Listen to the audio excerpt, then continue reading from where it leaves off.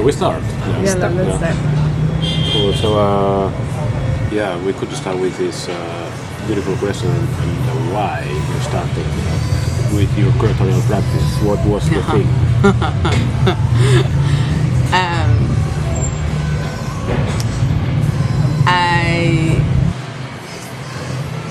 I think I realized there was a very specific moment. I was sort of trained as an artist, or I imagined I would always be an artist. I didn't really ever question what that meant, or also the import of what that could be. But I remember I was on my first artist in residency in Italy, in Biella, at the Città dell'Arte, the Fondazione Michelangelo Pistoletto, and I had managed to get the Ford Foundation to pay for my residency, which was like 4 months. I was quite young. I was just like fresh out of college. And very excited to sort of have time to be an artist. And I think a few weeks in, I recognized that there was something about representation that I couldn't quite square. So I'm a polyglot, trilingual, very articulate, charming, but also easily tokenized in that particular regard. And so I could be making papier-mâché, I could be making performances, I could be jumping off a roof. It would still kind of only be legible within the framework in which I was being presented or represented. And as such, so it was then very tokenistic. It was also around 2004, so really the height of this like moment of like toxically topographic markers, the interest in the Arab Islamic this and that. And I wasn't really interested in that, or that was never really what drew me to art. And I sort of understood somehow one moment it sort of clicked for me that I was really interested more in the capacity to contextualize, to reframe, to rethink, but also understanding that there is a power in that, and that power did not lie where I was. There were no curators. There was definitely an important part of the infrastructure, a form of capital that was unclaimed.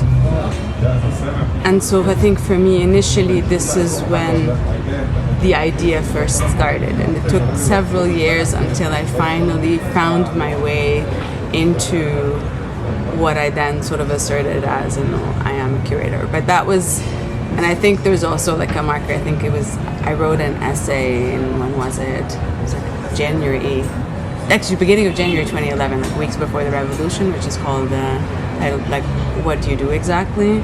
And I think in that it's kind of it's a very tongue-in-cheek, sarcastic essay about like why I am a curator, I guess. Yeah, but it's interesting to think about the what you said, that there were no curators before. Contextualizing, is it Egypt? What is it? An entourage? Is it the context? Is it Cairo? I think when I say there are no curators, I don't really mean that there are no curators. I'm meaning to say that I think the practice of curating is latent, it's imminent. Like we do it, like in different ways, for better or for worse. There's always someone out there that is taking care of art, that is making it happen with it, whatever resources are there. So I can't really say that all the functions of a curator or curatorial functions are not there. But what I mean is, in the absence of a certain kind of institutional framework, that vocation in its specialization doesn't quite exist. And I think, so there is this sort of issue of like legibility, but really what it is I think a problem that is shared in global majority countries, right? Like and I think it's sort of how a certain kind of like lack in resources that one is trying to sort of rebuild, whether at the level of education or of cultural infrastructure. Yeah, I think in that respect, I don't think there are curators in the sense that if you don't have museums, you don't have curators, for example, or if you don't have art centers or institutes or enough of these spaces, you don't have curators. This job function doesn't fully exist. And so in order to create it, there's a little bit of a leap, like there's a little bit of and it's a little bit of a playful leap, right? Like, what does it mean to say I am a curator in the absence of certain kinds of things? I mean, granted, there were a couple of galleries, there were a couple of spaces, but even there, I think weaving the kind of fiction and the sort of symbolic is very much part of how I would say art institutional practice evolved, or like, evolved in Egypt, especially in the 2000s. I think it's super interesting, and how to talk about infrastructures, how to talk about building context, from which position. You had also been working, I think it was at that time, on this idea of translation, like, and then what the curatorial role appears, and from which position, and who is like defining it, or is it possible to redefine the models? I think I remember one of my very first sort of like futile encounters with Facebook, I think it was. I was sort of trying to translate the word curator into Arabic, and I think from that follows also this question of like, what do you do exactly? What does that mean? Which is a question you still get. Like you go on a dating app and you say you're a curator, and the next thing people are like, what is that? So I think there's something about the ambiguity around that is not entirely demystified. I think it's also become it's become trendy, but also from like a completely different sort of like expansion, sort of culturally speaking, like you curate content, you curate fashion. But I think really going back to the sort of question of translation,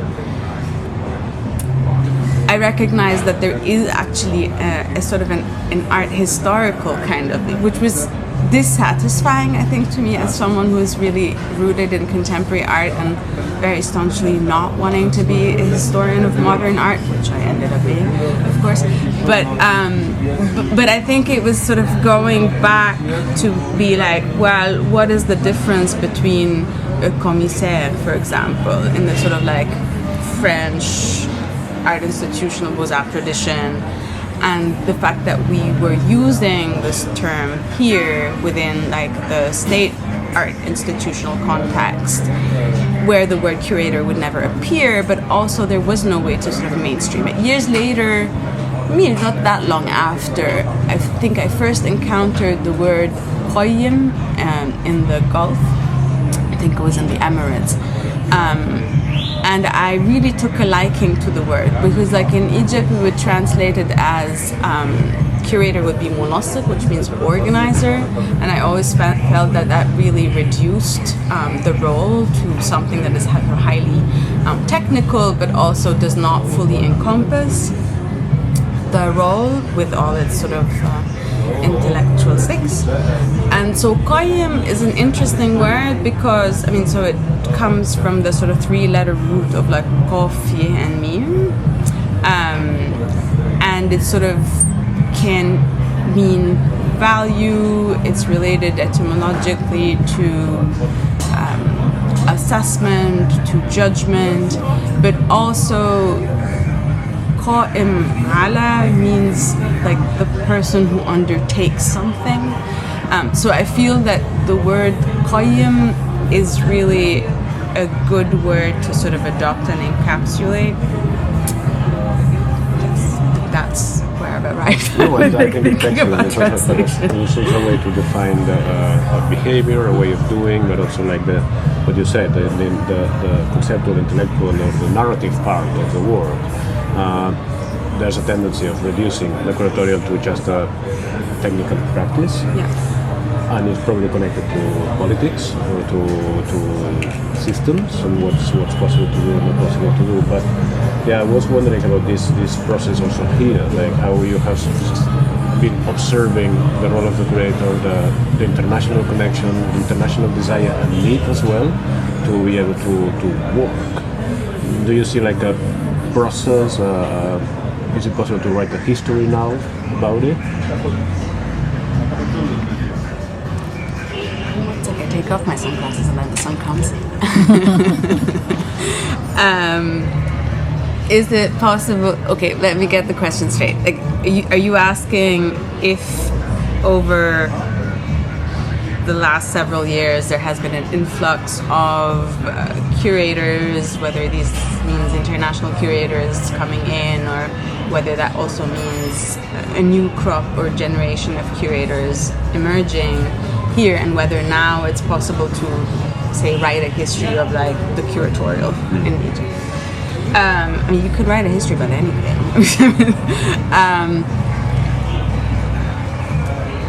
I think it is possible insofar that, like,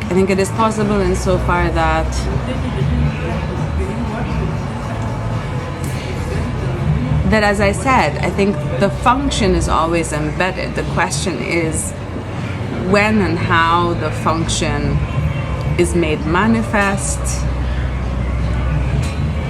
when and why, and who's paying for it, who's hosting it. So I think, yes, I think it is possible. I don't know if the objective of it is to sort of canonize, if one were to use that word, like a brief history of the curatorial practice in Egypt or anything like that. I think that would be misleading or boring. But I do think that examining the curatorial as a modality and how that has changed, say, over a 25-year period would be interesting, in the sense that I think if I were to just make a very, very long curve, I would say,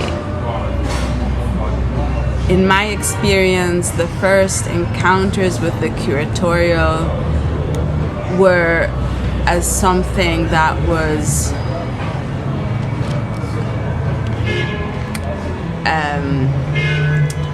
external, colonial, predominantly institutional, white,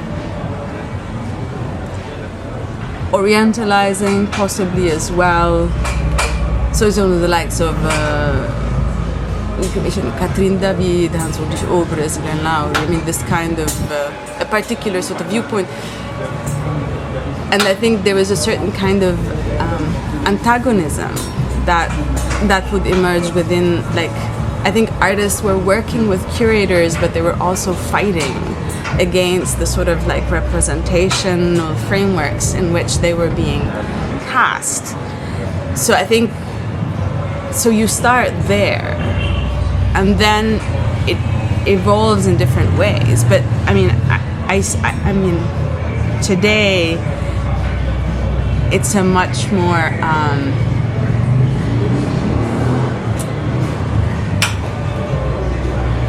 I don't know how I would describe it, but it doesn't feel like this is where it's at. It feels like much more like benevolent almost. It feels like there's an emerging class of curators that that are providing service. Like they're providing service to community. They're providing service in the sense that they're also, I mean, the conduits of their support is also precisely that, right? Like you're providing service in the sense that, like, I am part of providing curatorial education, or I'm providing opportunities for artists, where I'm providing, an experience for some, which is all fine. I do think, though, within that, what is interesting is like, it's a little bit like the 60s. I'm like, great, you train all these art students, but then what? Like, okay, sure, we can have like so many curatorial works. Why? Like, where are all those curators going to end up? Or like, if you are creating a new generation of curators, well, where are the institutions that will support them? And if you are invested in really sort of a establishing sort of a basis for like sort of a critical curatorial discourse, do we have the institutions that can support that? Is there the kind of infrastructure, funding or otherwise, that will support that? Do we even have like the critical mass among patrons, for example, that are able to share that vision? So I think there is a bit this question. But yes, you can definitely draw, and I can ask interesting questions in relation to the curatorial visa. I mean, and through that maybe narrate sort of a history of, or an aspect of the history of contemporary art in Egypt as it's emerging. I think there are many interesting things here when you are presenting this timeline. I'm thinking about this idea of like the infrastructure, like suddenly like the curator providing a support infrastructure, not necessarily a conceptual or intellectual or critical. How do you read it? It's because it's for a lack of infrastructure, or is it because the type of infrastructure is not what you would like to see? Or do you feel that there are no places for a deeper discussion? What's the, like, why is it happening? Is it suddenly the curator, the one starting an infrastructural context, and then it's reclaimed from the system, or from the ecosystem to, okay, now you have to build this place, these exhibitions, these moments of presentation. And probably we are not that interested in that moment of presentation.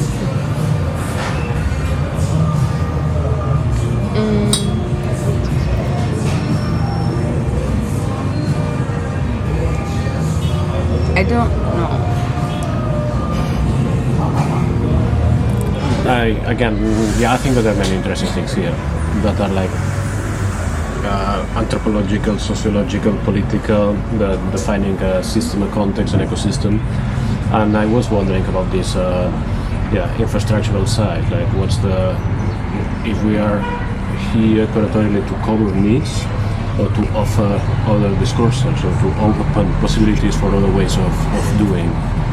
How do you see it? Do we work from a need perspective to provide a service, or here are the curators offering like new readings or different readings? I mean, it's hard to sort of be prescriptive about things in that way. I do think that things are determined upon encounter, and so it's a kind of a mixture between people's personalities, aspirations, interests, leanings, neurological kind of, like talents, and what happens at a given moment, right? And this moment could be, so if I have like a neo-nationalism on the rise, and then on the heel of that I have neo-nationalist sort of art that is, reviving the neo-pharaonic as a sort of a framework, right? And within that you have a new generation of curators that happens to be, or people working in the arts that have a desire to work in the arts, but that seems to be the only platform available. And so this momentum results in a certain outcome. I can't really predetermine or say, this must happen or that must happen. So from a sociological, anthropological perspective, right? Like I can observe that evolution and be like, I see why we have these kinds of spaces, or why these types of people seem to be leading, But if you ask me, in terms of what we need, I think my answer is going to be completely different. Like you need the end of the carceral regime. You need the government to change. You need the military. I mean, all of these things are almost sort of prerequisite to anything. I mean, it's not. I'm not being hyperbolic, but like, I mean, the reason why I walk into the Museum of Modern Art and it's in such shit condition is just symptomatic of, an entire failure of a system.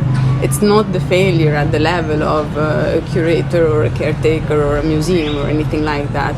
The reason why I have shitty art in many galleries is because I have a shitty art education. And like, this does not get better. So if I have bad education and bad infrastructure, I can't also put the onus on individual curators, no matter their privilege or their intention or their education. I mean, they could all be coming from Goldsmith, great, but that's not going to change the situation. I mean, let's be realistic. Amazing answer. I was also connecting to it. I'm from Spain originally. And there was also this moment there, like after the literature, suddenly there was no infrastructure, or there was no museums, no nothing for contemporary art, of course. Why? But what remained from the dictatorial time was an underground, a criticality against the system, and it was like from there the many things were built. Then after 40, 50 years, there's a shift, and the institutional is based on this type of thinking somehow, not the pharaonic that you were talking. I think it's amazing, this concept of that. But there's something there, like how to is it possible to build other narrative than the official ones, or are there official narrative connected to the art? Yes, I mean, I think there are official narratives, but I think more dangerous than the official narratives are, again, state independent actors that claim or lay their claim or stake in like within that, and sort of we can create their own narratives. And I don't know if this is very cohesive what I just said, but I mean, what I mean to say is if you're asking me whether there is enough of latent, not visible, imminent, underground, whatever you want to call it, like nucleus intellectually that can sort of, in a moment, in a future, if we're hopeful, come in and be a stand-in for what's going on.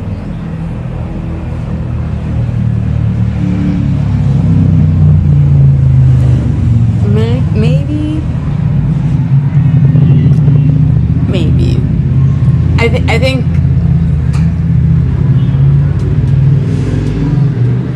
I think the conditions and the circumstances are different, and so it's hard to say that. Meaning to say is, yes, I do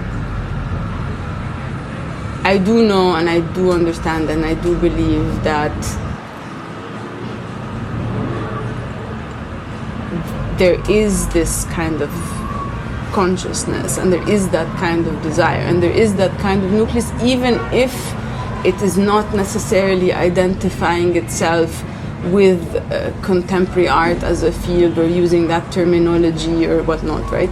So there could be, there are critical writers, there are poets, there are like activists, there are thinkers, there are progressive people, there are people doing things with forms, there are people doing things with people. So I think, yes, so you do have the components of what could then eventually be brought in to develop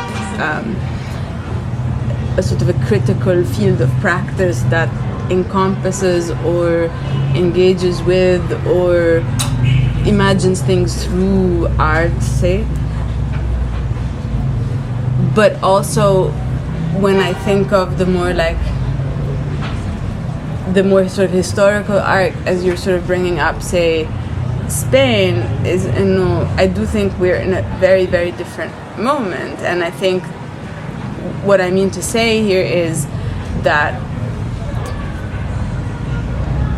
my fears around art are not necessarily restricted to here, like in the sense that I think the imminent threat, or it's not even imminent, the very present threat is global. Like,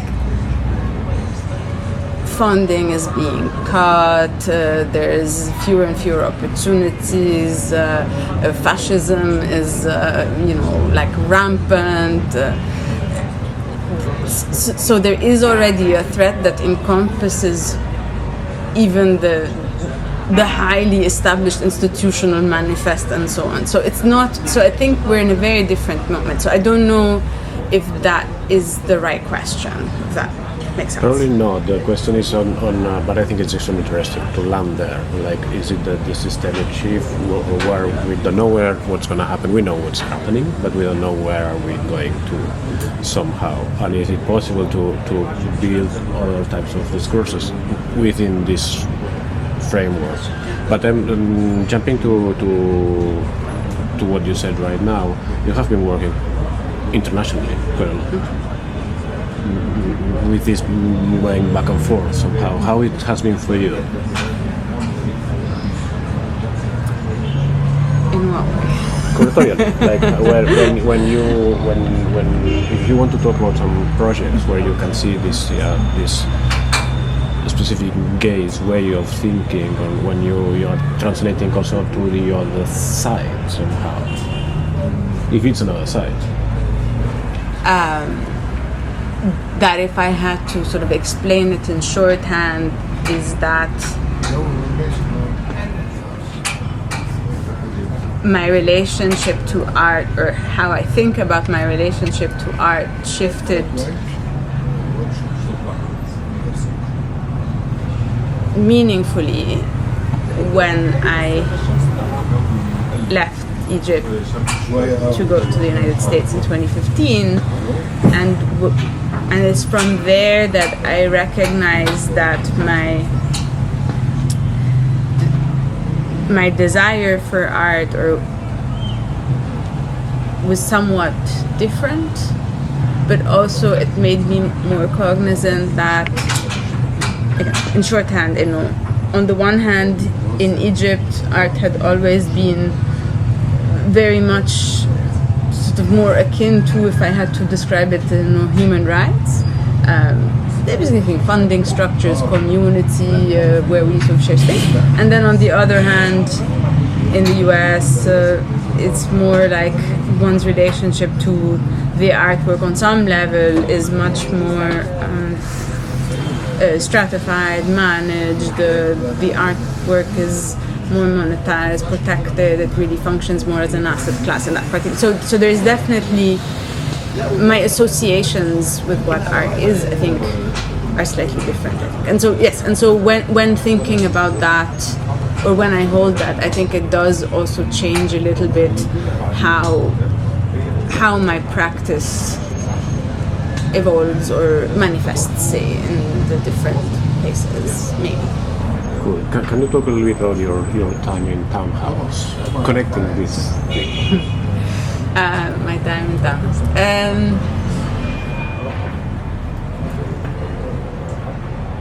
Where do I start? Or explain also what Townhouse was.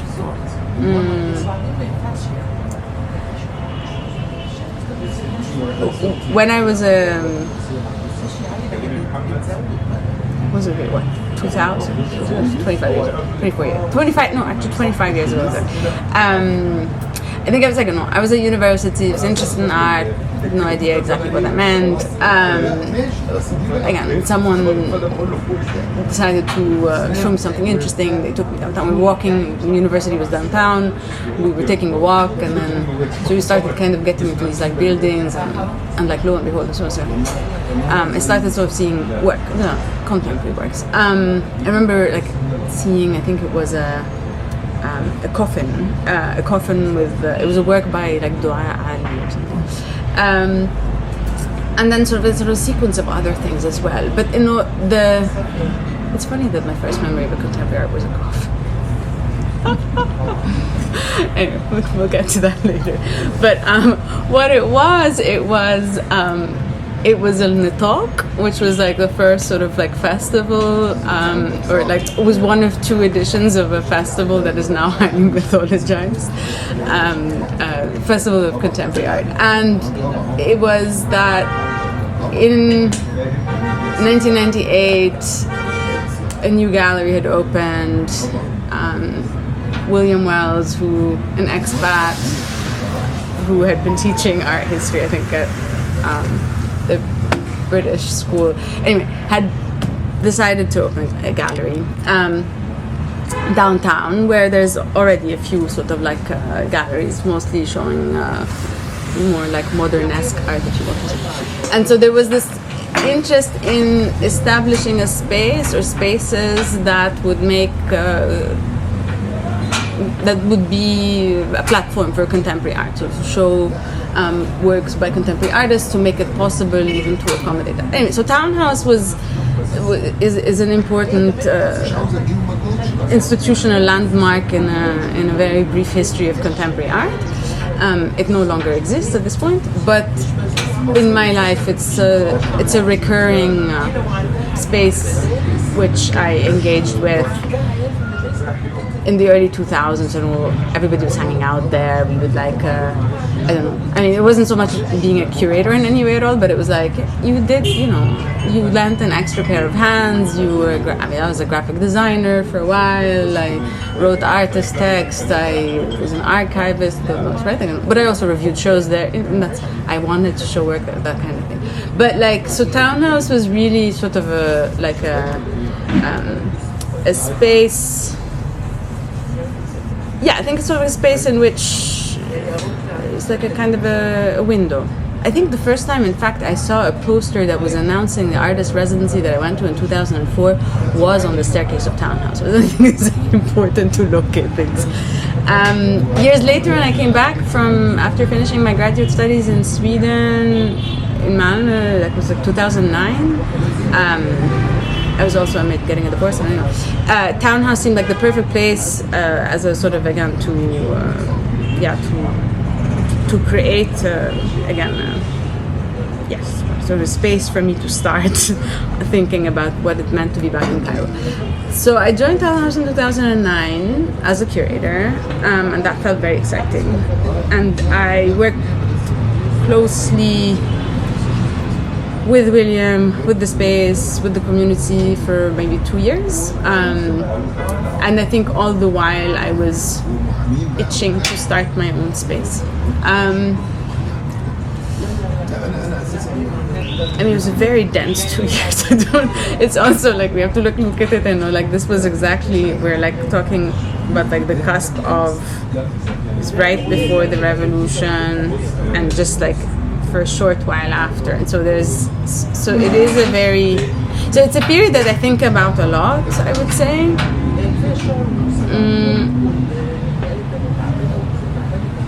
Yeah, I wouldn't romanticize it, but it was great. I think it's like how people speak about having kids, but hating motherhood. I don't know, something like that. Like, I mean, you love the kids, but you hate them. Anyway, so I don't really know where that metaphor is going. But yes, I mean, Townhouse. I don't. There's a lot to say, so you have to ask me specific questions. No, but tell us about some things that were happening there with you. Like something that you remember that it's okay. This is an important moment for me. So I think before we started, so it seems like working on this essay.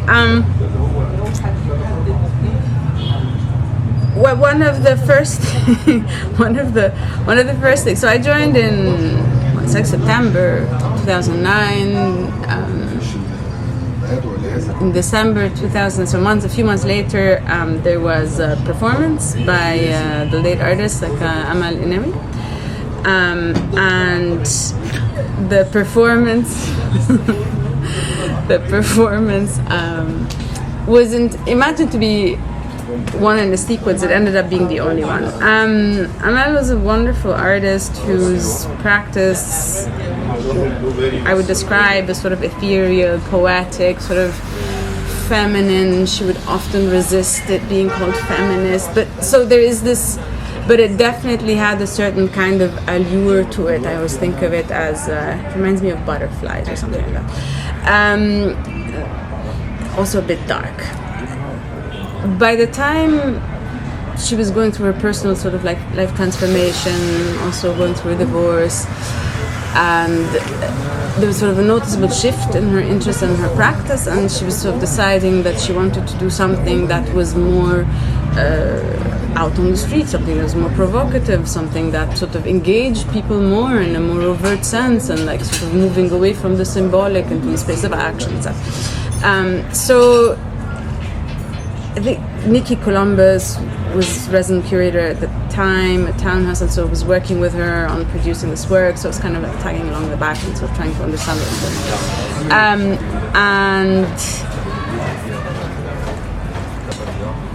And so the performance in a nutshell was that, as I remember it, and it's been written about a lot at this point, the work is called Silence of the Sheep, not the lambs, the sheep.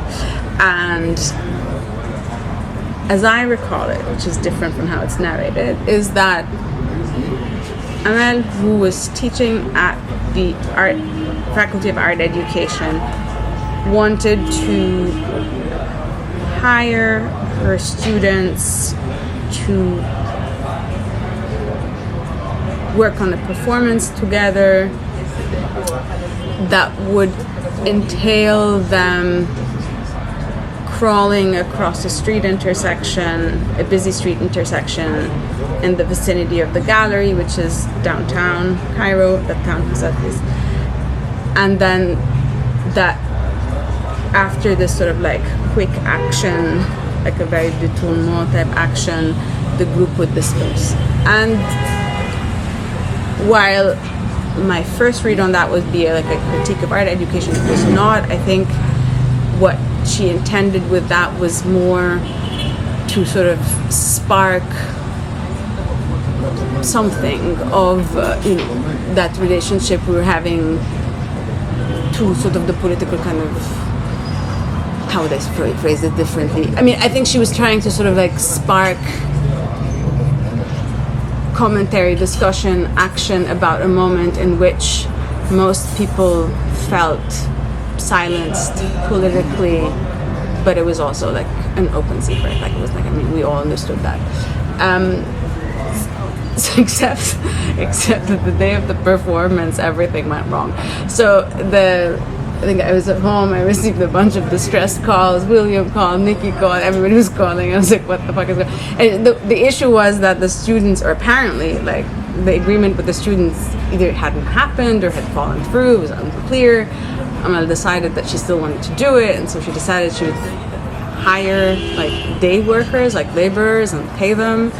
And my immediate reaction to this was, like, horror, because I was like, the optics of this are going to be wild. Like, I'm like, this is like reeking of all. I was like, class issues, labor issues, equity, like gender.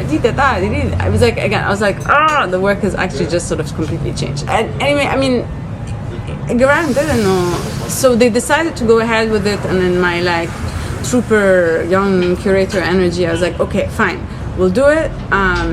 But instead of her just doing it with the workers, I will also be part of the performance. And so I was like, I will volunteer myself as a bodyguard. It felt like the right thing to do. Anyway, very naive in retrospect,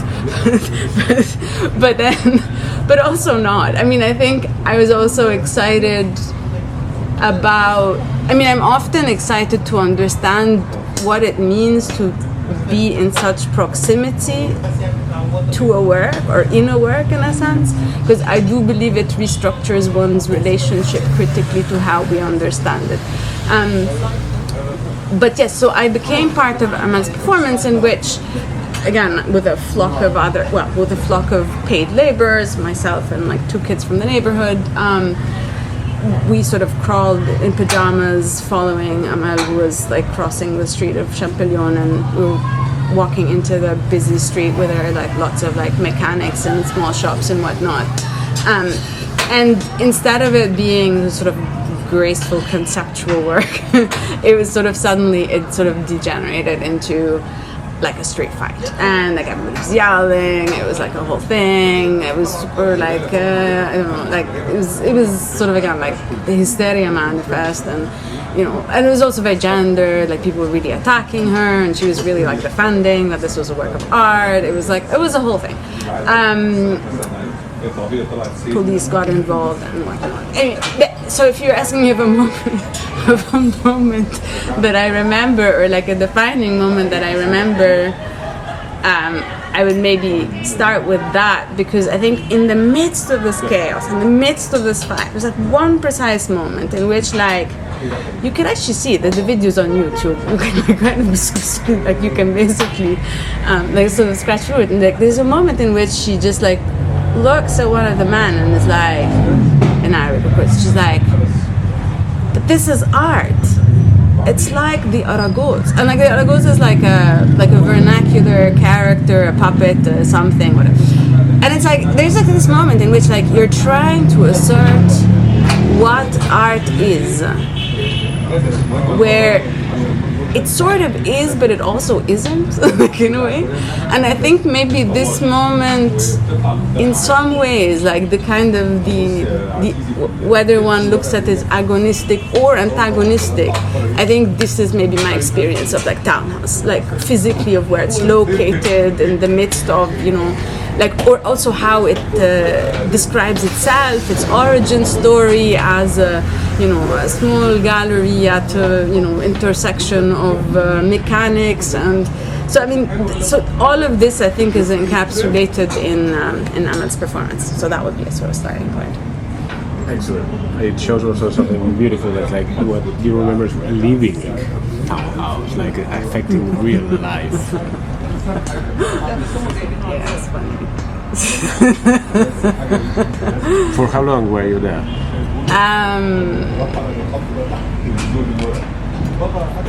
These questions about time are often like really rooted in a very specific understanding of time.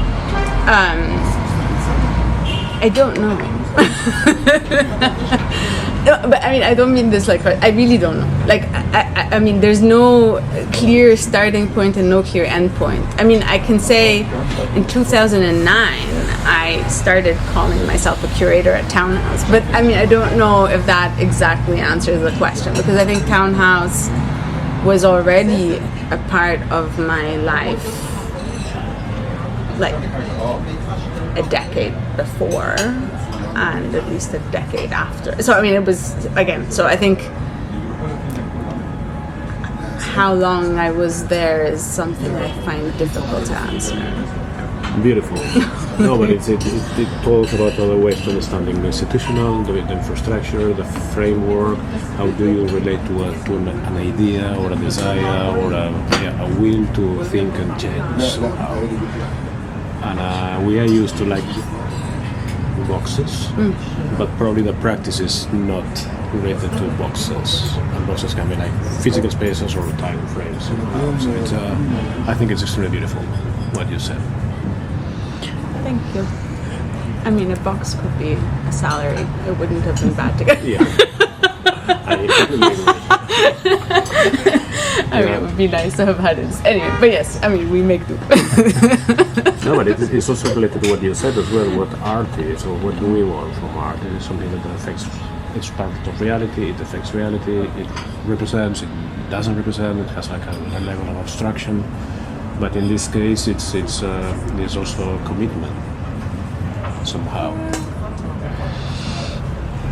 But Yeah. sorry, I have to intersect because I think that probably it's going to overheat again, this one. So I'm just going to move to ask you about, because this, you went on, the revolution happened, or the uprising Revolution.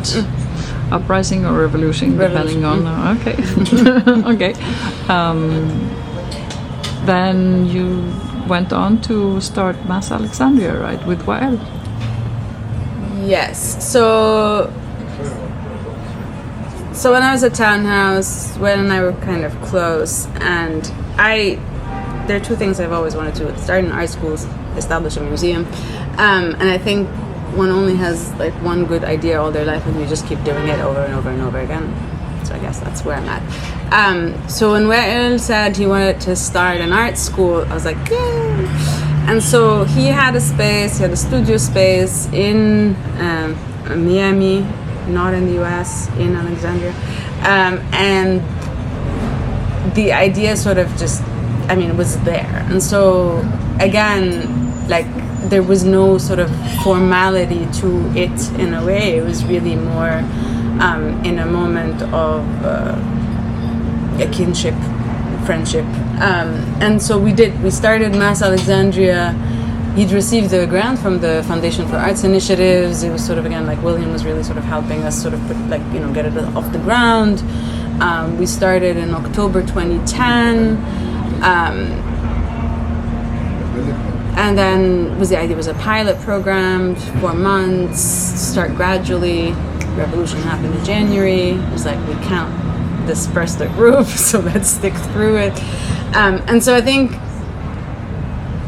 so that was a big part of my life, and energy and thinking around that then. But then it was also with the revolution, a lot of the, there was sort of this intensified external interest, but also attention. Like international interest was great for us to lever because we were getting a lot of like visiting guest curators, artists, and everybody that would come would be like, will you meet with our students? Will you come to Alexandria? And everyone always did. And so the students, like during that time, had like an extraordinary opportunity to meet so many people and like have so many amazing studio visits and seminars led by really fantastic historians, artists, whatnot. But also the attention was intoxicating, and so that also kind of came with its challenges. We were involved with the Documenta in different ways. Documenta 13 quite late, like it was kind of the interest was expressed after the revolution, and so that was really when we became part of the kind of map. And it was sort of, for me, in some ways also like a conduit to what then I like in like 2012, so maybe like a year and a half later, finally decided to establish another space in Cairo, Beirut. And so we're still involved with Wael and Mass Alexandria, which was very specific within its own activity, but we also had other people working. We sort of tried to establish a board. Like, again, so these things were happening concurrently in some ways. So why the name Beirut, and was it an exhibition space or was it more a school, or what was that?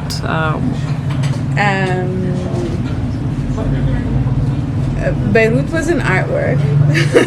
It's in fact like an artwork by Swedish artists.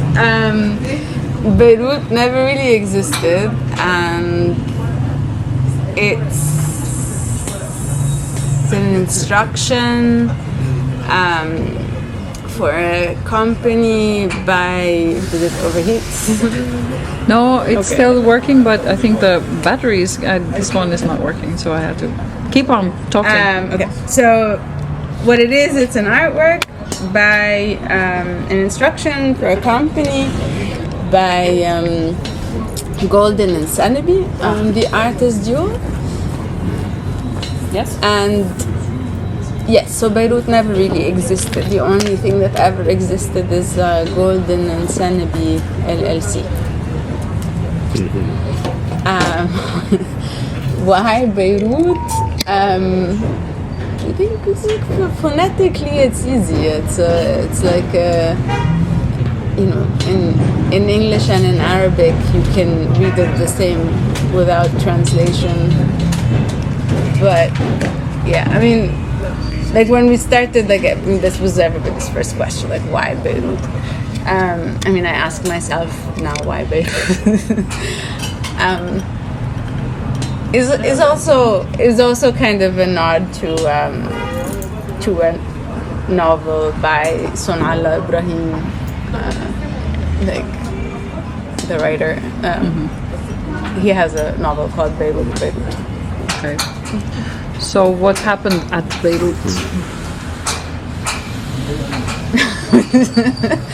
I really wish the answer to this was like we sold ice cream, but it wasn't. That's what I want to do. It's not charging, so we have to. Okay, so no, Beirut.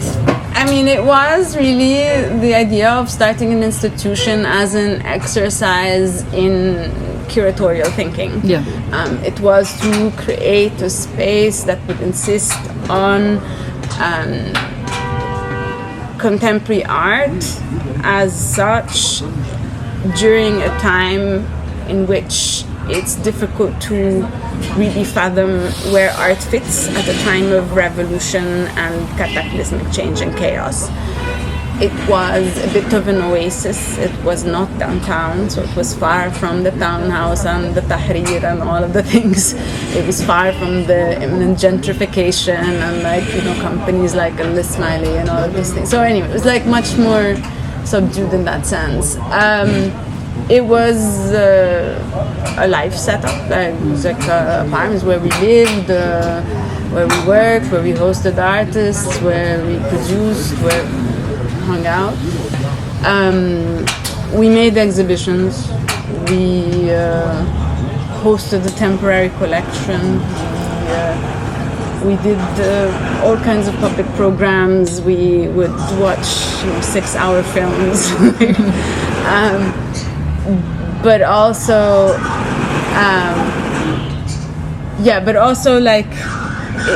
it was kind of responsive to the situation in the sense that in the last year, Beirut decided to shift its activities into a school. So the last year of our work was really under the rubric of the Imaginary School program.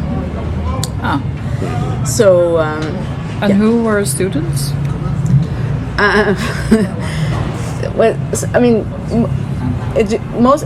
All of them Egyptian. I mean, the students were here, people working in the kind of cultural field, not necessarily all artists, but also like writers, musicians, young academics, there's so many of them.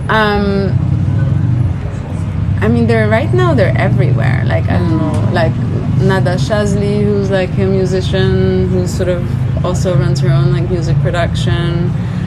Habiba, who's my cousin, but also writes and is now doing an MFA at NYU.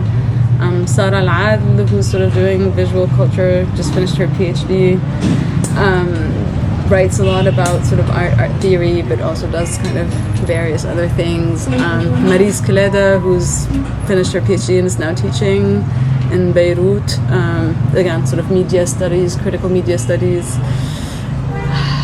Sama Wali, an artist who sort of still practices here and also is involved with AP, journalism, different kinds of production. I don't know. I'm not really naming them all. Alia Ayman. No. You don't have to name them. I just sort of get the gist of it. But I think, as to say, it's like a generation of art, a generation of people within our field spanning art, writing, music, journalism, academia, etc., who all sort of shared sort of our questions, but also were extremely critical of our practices. Good. So it was So it was kind of an interlocution. I mean, it was messy, but wonderful. I think we learned a lot. It was not easy. But yeah, I mean, we say it was hard to sort of establish a school. They say it was really hard to be a student. Yeah. But it's so beautiful thing, and it's super fast. This type of desire that to find something else, they do. What about now? Do we need these things to continue to be there? Do we need new ways to deal with infrastructures, formats, institutional? Do you want to do it again? I mean, I think it's time to establish a museum. Whatever that means. I think we have it. I think that's it. Yes. Cool.